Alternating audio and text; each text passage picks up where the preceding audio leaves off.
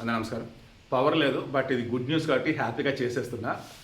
వెండండి మరల 3 లక్షలకు చెరువు కాబోతా ఉంది. ప్రజెంట్ కొన్ని చోట్ల 2,50,000, కొన్ని చోట్ల 2,60,000 ఉంది. 3 లక్షల రూపాయలు కేజీ వెండి కనుక వెళ్ళినట్టయితే రీసెంట్ టైమ్స్లో వెండి మొన్న జనవరిలో 4 లక్షల పైచులకు పెరిగినప్పుడు పాపం కొంతమంది ఇంకా పెరిగిద్దని కొనిపెట్టుకున్నారు. వాళ్ళు ఈరోజు అల్లాడిపోతున్నారు, రేట్ ఎప్పుడు పెరిగిద్దా, రేట్ ఎప్పుడు పెరిగిద్దని. ఎందుకు? మొన్న ఇరాను అమెరికా ఇజ్రాయెల్ యుద్ధం మొదలైన తర్వాత టప్ప రేటు పడిపోయింది. ఆ రేటు పడిపోతున్న మూమెంట్లోనే మనం కూడా కొనుక్కున్నాము, మనం కూడా కొంచెం కింద పడ్డాము. బట్ ఏదో ఒక రోజు పెరిగిద్దని నమ్మకంతో ఉన్నాము. ఆ నమ్మకం ఇప్పుడు నిజమైంది. అమెరికాలో ఫైనాన్స్ సిచ్యువేషన్ వచ్చేసి జూన్ నెలకు సంబంధించి చెక్ చేస్తున్నప్పుడు అంత బెటర్ వేలో లేదు అక్కడ. ఈరోజు అమెరికాకి సంబంధించి 250వ స్వతంత్ర దినోత్సవం వాళ్ళకి 1776లో వాళ్ళకి ఇండిపెండెన్స్ డే వచ్చింది. సో ఈ మూమెంట్లో అక్కడ అసలు ఎలా ఉంది పరిస్థితిని చూస్తున్నప్పుడు డాలర్ వాల్యూ కొంచెం బలహీన పడిందట. అండ్ త్వరలో ఈ ఫెడరల్ రిజర్వ్ వడ్డీ రేట్లు అన్నారు చూస్తే అవి పెంచకపోవచ్చు అని తెలిసిందట.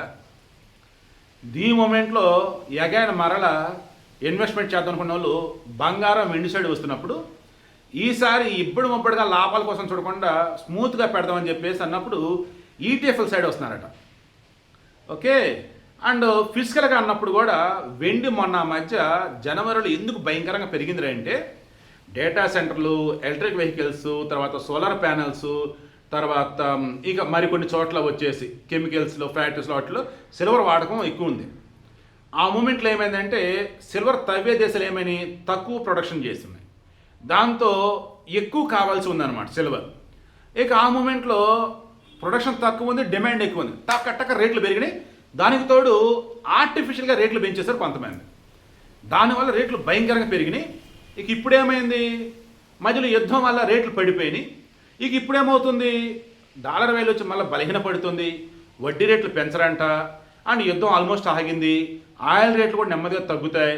ఇక బెస్ట్ అంటే ఏముంది అన్నప్పుడు ఇక వెండి బంగారమే. బంగారం అనేది ఆల్వేస్ బంగారమే.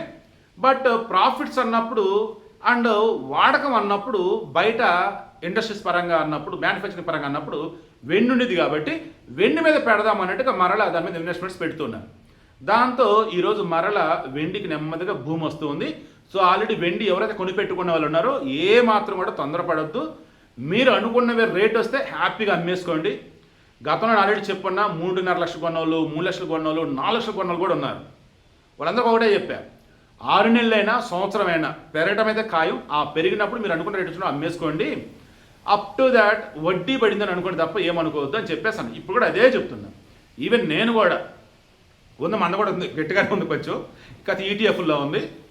రేపు అనుకున్నది వచ్చింది అంటే జస్ట్ నాకు ఇంట్రెస్ట్ రేట్ వచ్చి పడిందిరా బాబు అంటే ఒక 3 రూపాయల 4 రూపాయలు వడ్డీ పడింది చాలరా బాబు అని చెప్పేసి హ్యాపీగా నేను కూడా తీసేస్తాను. ఎందుకంటే కరెక్ట్ కాదనమాట.